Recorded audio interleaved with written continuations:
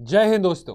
आप सबका आज के एडिटोरियल डिस्कशन के वीडियो में बहुत स्वागत है। आज है 30 नवंबर वेडनेसडे और 4 इश्यूज आपके स्क्रीन पे आपके सामने हैं, वो हम डिस्कस करेंगे। 2 इश्यूज हम डिस्कस करेंगे एनवायरनमेंट से ओरिएंटेड। एक तो इंडियन एक्सप्रेस एक्सप्लेन में आर्टिकल आया है money to fight climate change, और एक आर्टिकल भी अगेन इंडियन एक्सप्रेस में आया है जहां पे क्लाइमेट चेंज एंड एजुकेशन के बारे में बात करी गई है कि क्या इंपैक्ट एजुकेशन सेक्टर के ऊपर हो सकता है, स्कूलिंग सेक्टर के ऊपर हो सकता है because of climate change. Then 2 articles हम इंडियन इकोनॉमी से ओरिएंटेड डिस्कस करेंगे। एक यहाँ पे बात करेंगे इंटरनेशनलाइजिंग रुपी के बारे। तो अभी रिसेंटली जुलाई में आपको याद होगा आरबीआई ने एक मैकेनिज्म सेट किया था जहां पे जो इंटरनेशनल ट्रेड है वो रुपीज में भी सेटल किया जा सकता है। और दूसरा आर्टिकल हम डिस्कस करेंगे कि the young of India, the youth of India, how can they buck the global downturn. ये आर्टिकल बिजनेस लाइन में आया है and the question of the day will be towards the end of the video. So let's start mobilising green funds. देखिए, अब COP27 में loss and damage mechanism establish करा गया है। नाउ इट इज ऑब्वियसली अब यहाँ पे एम्बिग्विटी है कि ये मैकेनिज्म कैसे ऑपरेट करेगा। कहने को on paper loss and damage mechanism developing देशों की नीड्स को पूरा करेगा, जो डेवलपिंग देशों की जो फाइनेंसिंग नीड्स हैं as far as fight against climate change of the developing देश इज कंसर्न। ना बट वी डोंट नो कि इसमें कैसे कंट्रीब्यूशन की जाएगी, कौन इसको ऑपरेट करेगा, कौन इसको एडमिनिस्टर करेगा, we don't know that. But data बार बार हमको ये कहता है, और क्लाइमेट चेंज से रिलेटेड हम पिछले 2 हफ्तों से बहुत सारे आर्टिकल्स न्यूज़पेपर में पढ़ रहे हैं, डिस्कस भी कर रहे हैं। डेटा ये कहता है दैट अब बिलियंस ऑफ डॉलर्स में तो काम नहीं बनेगा, ट्रिलियंस ऑफ डॉलर्स हमको चाहिए। लेकिन हम कितना पैसा मोबिलाइज करके स्पेंड कर पा रहे हैं, तो यहाँ पे ये रिपोर्ट कहती है कि less than 10% of the funds are being spent towards climate change, यानी कि towards this fight against climate change. और इस करके हमारे इंटरनेशनल फाइनेंशियल सिस्टम में कंप्लीट ओवरहॉल होना बहुत ज़्यादा ज़रूरी है कि कैसे apart from the government private sector भी यहाँ पे कंट्रीब्यूट कर सकता है इस एम्बिशियस टारगेट्स को मीट करने के लिए, चाहे वो नेट जीरो है, चाहे वो हमारे क्लाइमेट एक्शन टारगेट्स हैं towards 2030। And that is not only India but developing world की यहाँ पे बात हो रही है कि केवल 4 या 5 डेवलप्ड देशों के ऊपर ये रिस्पॉन्सिबिलिटी नहीं छोड़ी जा सकती कि वो ही हमको पैसा देंगे। तो अब यहाँ पे आंकड़े क्या कहते हैं? आंकड़े ये कहते हैं कि जो ग्लोबल ट्रांजिशन है एक लो कार्बन इकोनॉमी के टुवर्ड्स मूव करने के लिए, उसके लिए लगभग 4 से 6 ट्रिलियन डॉलर की रिक्वायरमेंट रहेगी हर साल, प्रति साल टिल 2050। और केवल डेवलपिंग देशों की ही बात करें तो जो डेवलपिंग देशों के, अब डेवलपिंग देश तो 2030 तक नेट जीरो नहीं बन रहे हैं, ना ही वो 2050 तक नेट जीरो बन रहे हैं। कोई 2060 तक बनेगा, कोई 2070 तक बनेगा। भारत को टुवर्ड्स 2070 नेट जीरो बनने के लिए 10 ट्रिलियन डॉलर्स की इन्वेस्टमेंट चाहिए। पर बहरहाल अगर हम सिर्फ अपने क्लाइमेट एक्शन प्लान्स की बात करें जो कि टुवर्ड्स 2030 ओरिएंटेड है, उसके लिए भी डेवलपिंग देशों को हर साल 6 ट्रिलियन डॉलर की रिक्वायरमेंट है। तो सवाल ये उठता है कि क्या ये L&D मैकेनिज्म बनाने से, लॉस एंड डैमेज फंड बनाने से, क्या ये पैसा डेवलपिंग देशों के पास आएगा या नहीं आएगा? देखते ही देखते कुछ ही सालों में, कुछ ही सालों में जो रिक्वायरमेंट है as far as the money required to fight against climate change is 5% of global GDP, और कुछ साल पहले 2% से भी लेस था ऑफ द ग्लोबल जीडीपी। अब आगे जाके भी ऐसा होगा, अगर अभी हमने कुछ नहीं किया, अगर हमने कुछ कंक्रीट एक्शन नहीं लिया, तो हो सकता है और 2-3 साल में ये जो 5% ऑफ ग्लोबल जीडीपी है ये 10% ऑफ ग्लोबल जीडीपी भी बन सकता है। तो अब डेफिनेटली हमको अपने फाइनेंशियल सिस्टम को ओवरहॉल करना पड़ेगा और नए तौर तरीके ढूंढने पड़ेंगे।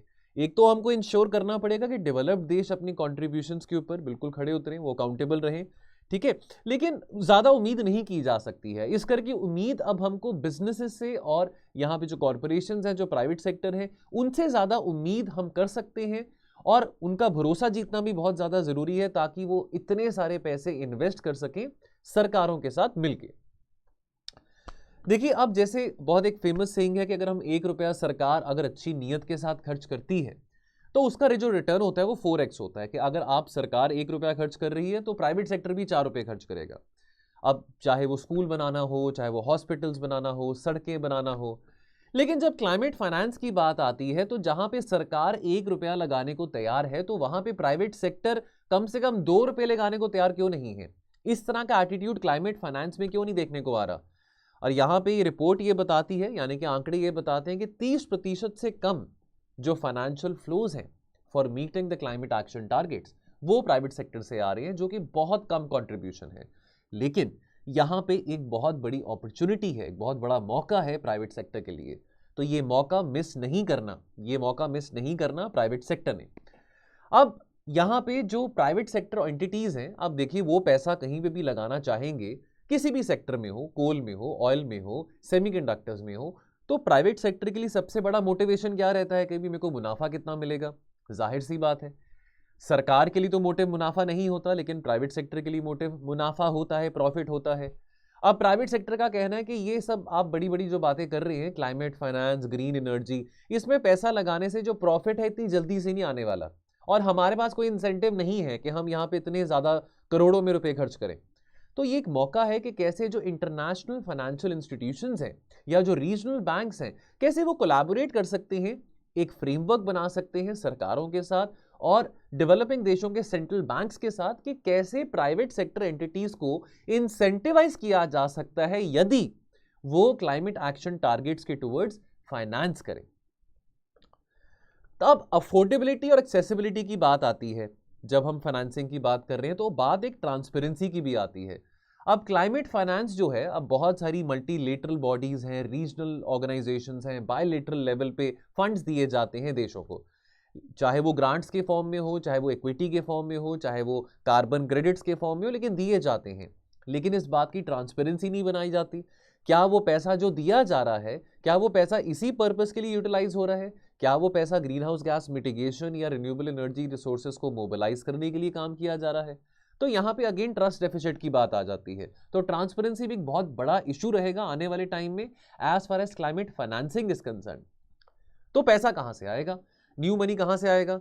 तो क्या लोगों के ऊपर ज्यादा टैक्स करो, यानी कि अगर आप गाड़ी ले रहे हैं तो रोड टैक्स ज्यादा आपके ऊपर लगेगा गाड़ी के ऊपर, या आपको ऑयल और जो आपको डीजल और पेट्रोल के प्राइसेस है उसके ऊपर टैक्स ज्यादा लगेगा। यही तौर तरीके हैं टैक्स बढ़ाने के। तो डेफिनेटली यानी कि अब किसके जेब में छेद होगा? सिटीजन्स की जेब में छेद होगा। क्या ये बात वैलिड है कि केवल सिटीजन्स की जेब में ही छेद हो? तो इस करके बहुत जरूरी बात जो इस आर्टिकल में सेंट्रल निकलती है वो ये है कि प्राइवेट सेक्टर को भी सिग्निफिकेंटली कंट्रीब्यूट करना पड़ेगा। यदि 50% सरकार कर रही है तो 50% तो प्राइवेट सेक्टर को भी करना चाहिए। अब जैसे हर साल मुंबई में, बेंगलुरु में फ्लड्स आ जाते हैं। मुंबई हमारा कमर्शियल कैपिटल माना जाता है, बेंगलुरु हमारा देश का, इंडिया का आईटी कैपिटल माना जाता है, बहुत बड़ी बड़ी कॉर्पोरेशंस हैं यहाँ पे। तो जाहिर सी बात है जब फ्लडिंग हो या कोई ऐसा इवेंट हो तो जो प्राइवेट सेक्टर कंपनीज हैं, इनका जो इंफ्रास्ट्रक्चर है, इनकी जो बिल्डिंग्स हैं, उनको भी काफ़ी नुकसान होता है, प्राइवेट सेक्टर असेट्स को काफ़ी नुकसान होता है, और मैं फिजिकल असेट्स की बात कर रहा हूँ। तो अब रिस्पॉन्सिबिलिटी किसकी बनती है? सरकार की बनती है कि रिजिलियंट इंफ्रास्ट्रक्चर बनाना। पर क्यों केवल सरकार की ही क्यों बनती है? क्या कॉर्पोरेट्स जो हैं, जो बड़ी कंपनीज हैं, जिनके असेट्स डैमेज होते हैं in the wake of cyclones और in the wake of floods, क्या वो कंट्रीब्यूट नहीं कर सकते हैं सरकार के साथ? ये बात सोचने वाली है। देन नेक्स्ट आर्टिकल, यहां पे बात करेंगे क्लाइमेट चेंज जनरेशन, एजुकेशन और क्लाइमेट चेंज के इंपैक्ट की बात करेंगे। तो आप देख सकते हैं कि क्लाइमेट चेंज से रिलेटेड हर रोज कोई ना कोई आर्टिकल, हिंदू हो, बिजनेस लाइन हो, इंडियन एक्सप्रेस हो, न्यू आर्टिकल आया रहता है। तो ये बहुत एक इंपॉर्टेंट टॉपिक बन चुका है। प्री में तो चलो एनवायरमेंट हम पढ़ते हैं, बट मेंस में भी, इनफैक्ट एथिक्स में भी एनवायरमेंटल एथिक्स से रिलेटेड आपको क्वेश्चंस पूछे जा सकते हैं। तो इन टॉपिक्स को जरा ध्यान से आप पढ़िएगा। अब एजुकेशन सेक्टर, अब पिछले 2 साल में, 2.5 साल में, अब तो स्कूल्स खुल गए हैं, कॉलेजेस खुल गए हैं, लेकिन पैंडेमिक के दौरान स्कूलिंग को बहुत ज़्यादा ठेस पहुंची थी। बच्चे घर पे बैठे थे, पढ़ाई नहीं कर पा रहे थे। अब लैपटॉप पे, टीवी पे, मोबाइल फ़ोन पे पढ़ाई तो नहीं होती है, कुछ वीडियोस देख के तो पढ़ाई नहीं होती, खास करके छोटे बच्चों के लिए। और कॉग्निटिव एबिलिटी पे फ़र्क पड़ता है, लॉन्ग टर्म प्रोडक्टिविटी पे फ़र्क पड़ता है। रिपोर्ट ये बताती है कि अगर स्कूल 1 साल के लिए भी बंद हो, that could reduce GDP levels anywhere from 1% to 5% by 2050। तो ये रिपोर्ट जो है बहुत अलार्मिंग है। देखिए अब क्लाइमेट इंपैक्ट्स जो हैं स्कूलिंग के ऊपर, एजुकेशन के ऊपर, वो भी बहुत ज़्यादा गंभीर हैं जो हमको समझने पड़ेंगे। देखिए जब मौसम बहुत गर्म होता है तो प्रोडक्टिविटी, देखिए मौसम बहुत गर्म हो या बहुत ठंडा हो, प्रोडक्टिविटी नहीं हो पाती है। छोटे बच्चे जो हैं स्कूल जाते हैं, ज़्यादा गर्मी में भी वो स्कूल में नहीं बैठ सकते हैं। हर एक स्कूल में एसी नहीं होता, सरकारी स्कूल्स में तो एसी बिल्कुल नहीं होता। जो बड़े शहरों में जो प्राइवेट स्कूल्स हैं जिनकी फीस बहुत ज़्यादा होती है, मे बी शायद वहाँ पे एयर कंडीशनिंग हो, लेकिन हर एक स्कूल में, सरकारी स्कूल में एसी नहीं है। तो बच्चा कैसे पढ़ेगा इतनी गर्मी में, इतनी ठंड में? तो गर्मियों की छुट्टियां कर दो, सर्दियों की छुट्टियां कर दो, लेकिन कब तक, कितनी छुट्टियां करते रहोगे? दिल्ली जैसे शहर में जहां पे साफ हवा ही नहीं है ब्रीथ करने के लिए, तो वहां पे आप क्या करोगे?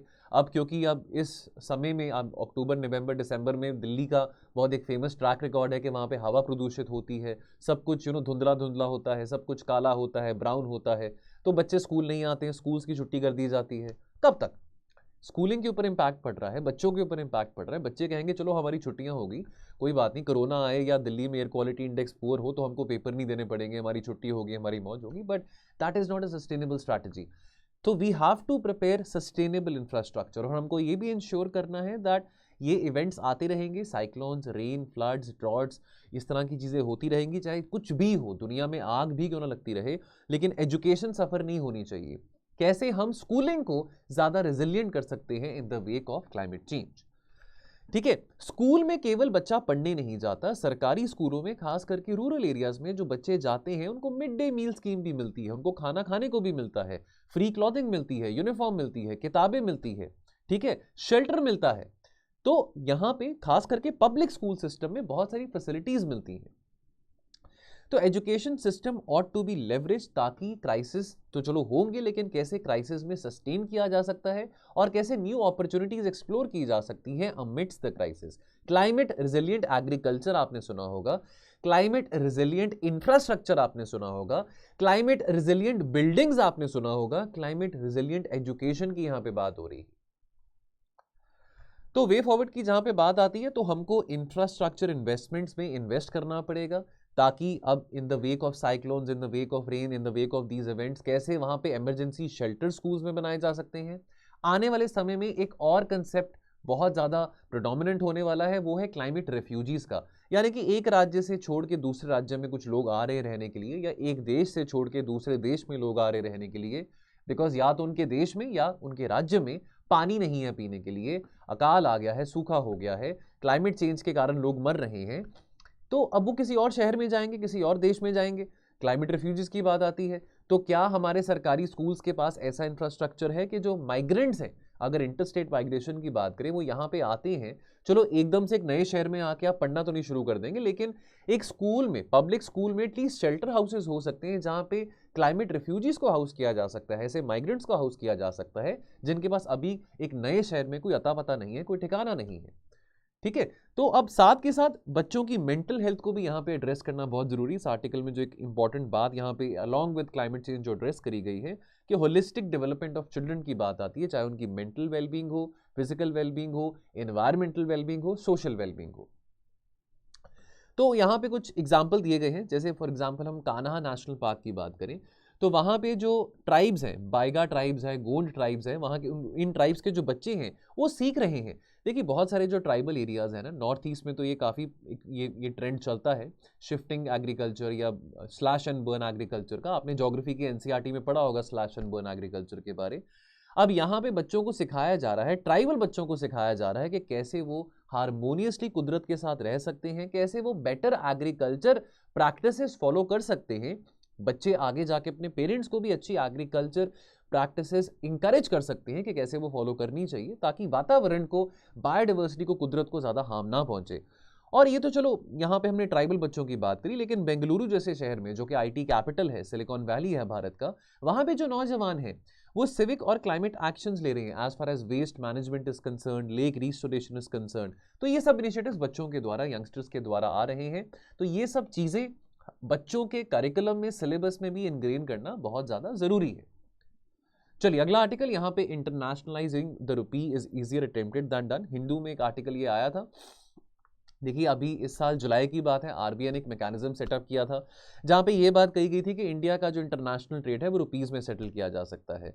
अब रशिया के ऊपर दर्जन सैंक्शंस अमेरिका ने लगाए थे जब से लड़ाई शुरू हुई है यूक्रेन के साथ, और अभी रशिया कह रहा था कि मुझसे आप डिस्काउंट पे तेल ले लो, और हमको तेल चाहिए बिकॉज हमारी जो एनर्जी नीड्स हैं दैट इज ऑब्वियसली इंपोर्टेड।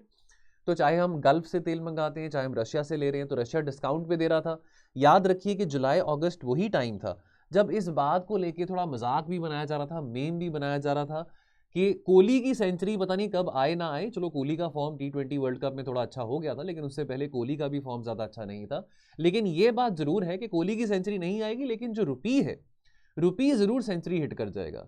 यानी कि dollar will be equal to यानी कि अगर हम $1 की बात करें वो 100 रुपये के बराबर ज़रूर हो जाएगा। रुपी जो था वो डिक्लाइन कर रहा था, डेप्रिशिएट कर रहा था अगेंस्ट द डॉलर। और ऑयल जैसी कमोडिटी हम इंपोर्ट करते हैं, ऑयल तो यहाँ पे इतना प्रोड्यूस नहीं करते हैं, तो हमने सोचा कि क्यों ना एक ऐसा मैकेनिज्म बनाया जाए जहाँ पे हम अगर हमने कुछ इंपोर्ट करना है, इस तरह की चीज़ें जो हमने इंपोर्ट करनी है जो कि बहुत क्रिटिकल है, उसको रुपीज़ में ही इंपोर्ट कर लें। चलो आइडिया अच्छा है, ठीक है। हम साथ के साथ हमारी करेंसी भी चेक में रहेगी, और साथ के साथ ये उम्मीद है कि क्या पता हमारी करेंसी इंटरनेशनलाइज भी हो जाए, कि अगर आज हम रशिया से तेल रुपीज़ में ले रहे हैं तो कल को क्या पता हम बाकी देशों के साथ भी रुपीज़ में ही ट्रेड करें। ख्याल अच्छा था। लेकिन डॉलर जो है आम तौर पे जो ग्लोबल ट्रेड है, जो हमारे फॉरेक्स रिजर्व्स हैं, वो कौन सी करेंसी में है? सिक्का किसका चलता है? सिक्का तो डॉलर का चलता है, और डॉलर एक डोमिनेंट करेंसी रहेगा भी आने वाले समय में, इतनी जल्दी डॉलर वीक नहीं होने वाला। तो this means that countries trying to import goods और purchasing foreign assets, they have to purchase all these things in dollars. अब हम जो ट्रेड करते हैं, चाइना से कुछ मंगाते हैं, अजरबैजान से कुछ मंगवाएंगे, या अगर हम तुर्की से कुछ मंगवाएंगे, ईरान से कुछ मंगवाएंगे, तो डॉलर्स में ही ट्रेड होगा, ठीक है। अब डॉलर्स यहाँ पे हमारे पास, तो हमारे रिजर्व बैंक ऑफ इंडिया के पास तो कोई ऐसी मशीन नहीं है जो कि डॉलर छाप सके। वो मशीन कहाँ पे है? वो तो अमेरिका के पास ही है, अमेरिका के सेंट्रल बैंक के पास है, अमेरिका के गवर्नर के पास है, सेंट्रल बैंक गवर्नर के पास। हमारे पास तो मशीन है नोट छापने की। नोटों में, रुपीज़ में तो हर जगह ट्रेड नहीं हो पाता, तो क्या करें? यानी कि हमको फिर कमाने पड़ेंगे डॉलर्स। कमाने के लिए हमको क्या करना पड़ेगा? हमको एक्सपोर्ट बढ़ाना पड़ेगा। किस चीज़ का एक्सपोर्ट बढ़ाना पड़ेगा? उस चीज़ का एक्सपोर्ट बढ़ाना पड़ेगा जो कमोडिटी ज़्यादा डिमांड में है। अब यहाँ पे हम मार खाते हैं। हमारे एक्सपोर्ट ज़्यादातर किस में होते हैं? सर्विसेज में होते हैं। मैन्युफैक्चरिंग सेक्टर में तो अभी भी हम इतने एक्सपोर्ट्स नहीं कर पाए हैं। लेकिन अमेरिका अमेरिका है, अमेरिका हार्ड पावर है, हार्ड करेंसी है अमेरिका की। अमेरिका के पास पावर है कि वो जब मर्जी चाहे जितना मर्जी डॉलर क्रिएट कर सकता है, कुछ मर्जी खरीद सकता है, बिकॉज अमेरिका की जो करेंसी है, जो डॉलर है, उसके ऊपर मार्केट का बहुत ज़्यादा भरोसा है। मार्केट को अभी भी ये लगता है, मैं इंटरनेशनल मार्केट की बात करूं, कि डॉलर में स्टेबिलिटी है, क्रेडिबिलिटी है, और वो चीज़ रहेगी आने वाले समय में भी। तो ट्रस्ट जो है वो डॉलर की वैल्यू में ज़्यादा है, रुपी की वैल्यू में कम है। तो यानी कि फिर से इस बात को दोहराएं, बाकी देशों को अगर डॉलर कमाने हैं, उनको क्या करना पड़ेगा? एक्सपोर्ट ज़्यादा करना पड़ेगा, ताकि वो डॉलर ऑब्टेन कर सके अपनी ज़रूरतों के लिए। ताकि अब हमने तेल इंपोर्ट करना है, कोई ऐसी कमोडिटी इंपोर्ट करनी है जहां पे हमारा कंपेटिटिव एडवांटेज नहीं है, तो वो डॉलर में करेंगे। तो डॉलर अपने फॉरेक्स रिजर्व्स में बढ़ाने के लिए हमको एक्सपोर्ट्स बढ़ाने पड़ेंगे, ठीक है। और ये डेफिनेटली केवल भारत के लिए नहीं, लेकिन पूरी दुनिया के लिए एक बहुत ट्रिकी सिचुएशन बन जाती है, जहां पे कभी भी कुछ हो सकता है। कोई क्राइसिस हो, सीरिया में लड़ाई हो, इराक में लड़ाई हो, यूक्रेन में लड़ाई हो, कमोडिटी क्राइसिस हो जाता है, कमोडिटी प्राइसेस में वोलेटिलिटी आ जाती है, ठीक है। आज आप कोई चीज़ $4 में इंपोर्ट कर रहे हैं, कल को आपको वो चीज़ $40 में इंपोर्ट करनी पड़ेगी, लेकिन आपके पास रिजर्व में $10 ही है, तो बाकी $30 आप कहाँ से लेके आएंगे? तो यानी कि आपके पास फॉरेक्स में ज़्यादा सफिशिएंट डॉलर्स होने चाहिए, ताकि इस तरह की इमरजेंसीज में आप उसका इस्तेमाल कर सकें। लेकिन वो कहाँ से इमरजेंसी में हम इंश्योर कर पाएं? बिकॉज अगेन डॉलर तो हम नहीं छापते हैं, तो अगेन एक्सपोर्ट बढ़ाने पड़ेंगे। तो इन दिस कंटेक्स्ट जो आइडिया था रुपीज सेटलमेंट मैकेनिज्म का, कि अगर फॉरेन ट्रेड को रुपीज में सेटल किया जाता है तो मुक्ति मिल जाएगी भारत को, रुपी को मुक्ति मिल जाएगी, कि हमको डॉलर्स के ऊपर डिपेंड नहीं होना पड़ेगा। लेकिन ये ऐसा कब तक? ये 1-2 महीने की बात हो सकती है, लेकिन यहाँ पे आप लॉन्ग टर्म बेसिस पे तो नहीं कह सकते कि डॉलर की रिक्वायरमेंट ही नहीं है। आप तेल मंगवा लोगे रशिया से, और क्या मंगवाओगे? और रशिया के पास क्या है देने के लिए? चलो आप वेपन्स मंगा लोगे रशिया से, और क्या मंगा लोगे? और तो कुछ भी नहीं रशिया के पास देने को। तो केवल ये कहना कि हम रशिया से तेल ले रहे हैं, तो अब से हम हर देश के साथ हम रुपी में ही ट्रेड करेंगे, ये बात वाइज नहीं है। Simply put, India can pay for its imports using rupees, ये आइडिया था इस मैकेनिज्म को सेटअप करने के लिए।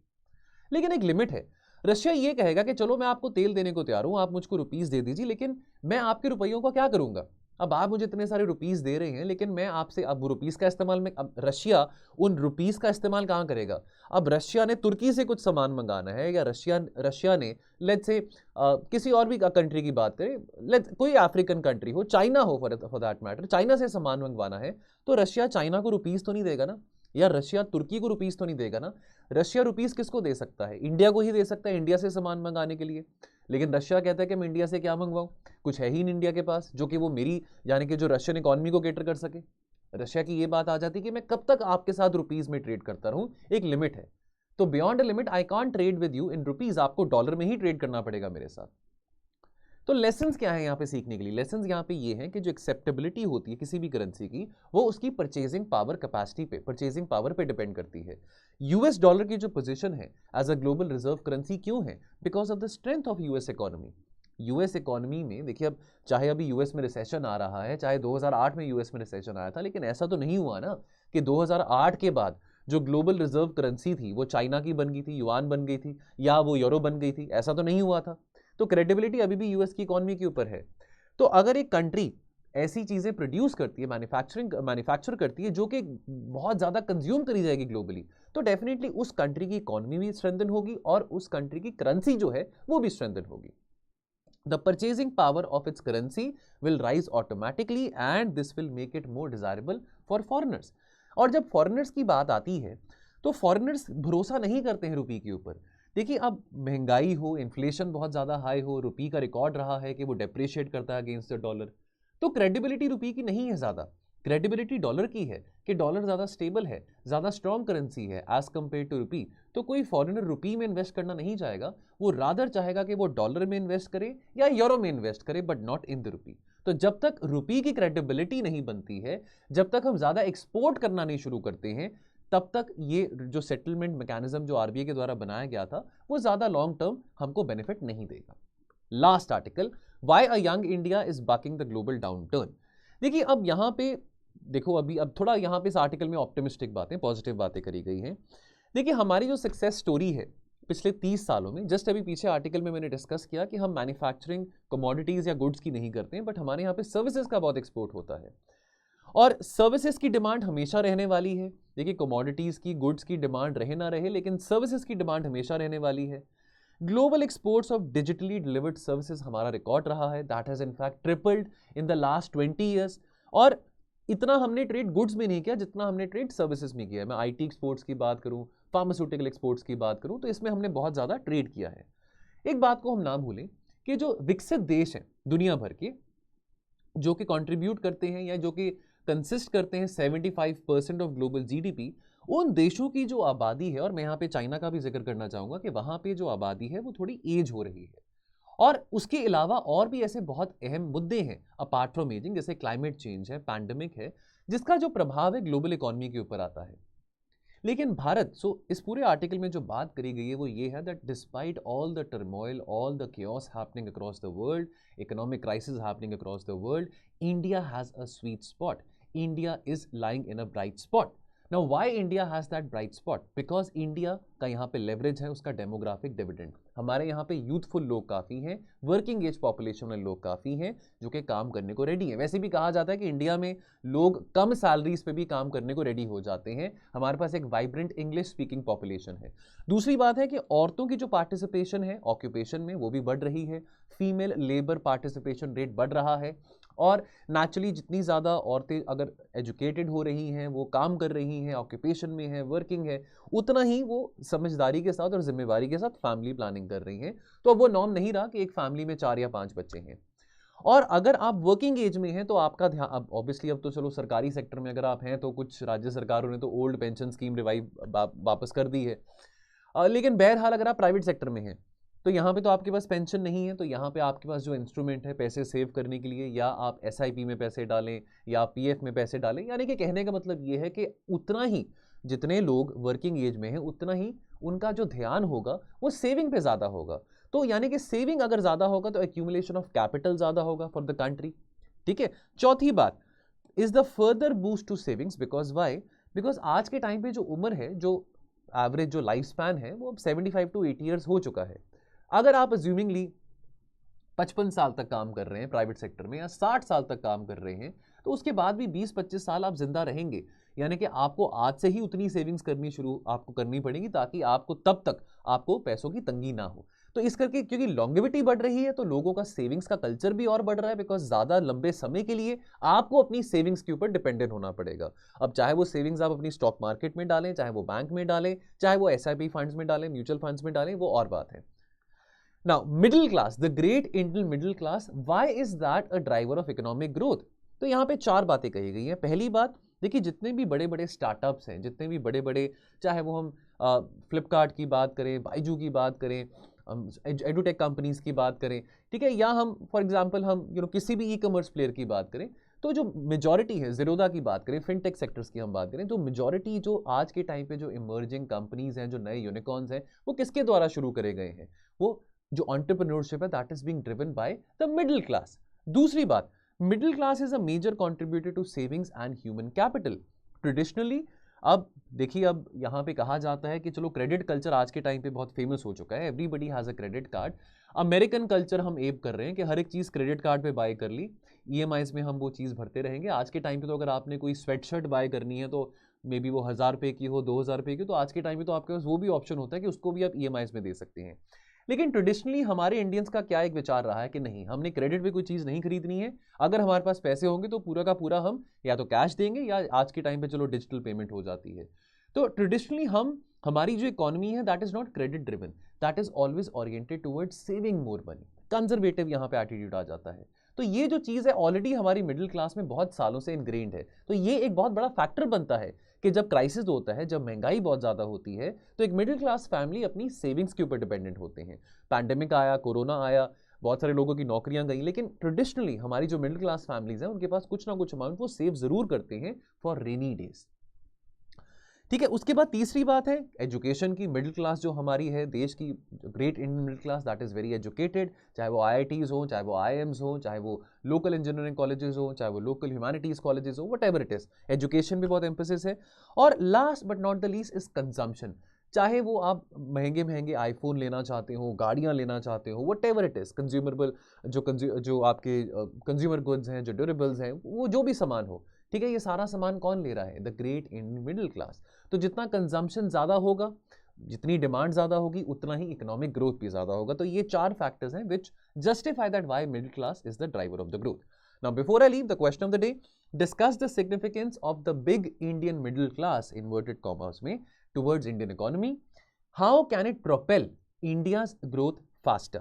250 वर्ड्स में आपने क्वेश्चन आंसर करना है। पोस्ट करिए हमारे टेलीग्राम ग्रुप में editorials with means answer writing to get access to this channel. Description box में अगर आप अभी देखेंगे आपको ये लिंक दिखाई देगा और इसको क्लिक करेंगे तो आपको हमारे चैनल के टुवर्ड्स, टेलीग्राम चैनल के टुवर्ड्स रीडायरेक्ट किया जाएगा, जहां पे शाम को 6 बजे बेस्ट आंसर और मॉडल आंसर दोनों ही हम करते हैं, यहाँ पे पिन करते हैं।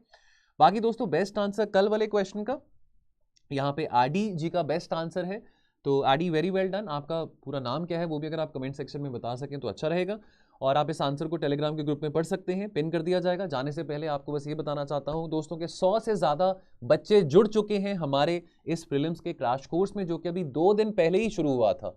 असंभव से संभव करने वाला प्रीलिम्स का लाइव क्रैश कोर्स, जहां पे 28 नवंबर 2022 से शुरू हुआ ये क्रैश कोर्स, जो कि 30 अप्रैल 2023 तक रहेगा। यहाँ पे डेली मंडे टू सैटरडे आपको 2 घंटे की लाइव क्लास यहाँ पे प्रोवाइड की जाएगी 11 AM to 1 PM, जहां पे आपके साथ स्टैटिक और करंट अफेयर्स दोनों ही डिस्कस किए जाएंगे। तो ऐसा नहीं है कि यूपीएससी में सिर्फ करंट अफेयर्स आने वाले हैं, यूपीएससी में स्टैटिक भी आ सकता है, करंट अफेयर्स भी आ सकता है, कुछ भी आ सकता है। हमने अपनी तैयारी में कोई कमी नहीं रखनी है और 4000 से ज्यादा क्वेश्चंस आपके साथ शेयर किए जाएंगे फॉर योर ओन प्रैक्टिस। और साथ के साथ बोनस है, यहाँ पे सीसैट क्लास भी आपको देखने को मिलेगी। तो दोस्तों, यहाँ पे अगर आप जुड़ना चाहते हैं इस कोर्स में, हमारे टोल फ्री नंबर पे कॉल करें और इस कोर्स के बारे और इन्फॉर्मेशन जरूर लें। मैं लेता हूं आपसे इजाजत और मिलूंगा आपको कल और चर्चा के साथ, एनालिसिस के साथ। आप ध्यान रखें और पढ़ते रहें। जय हिंद।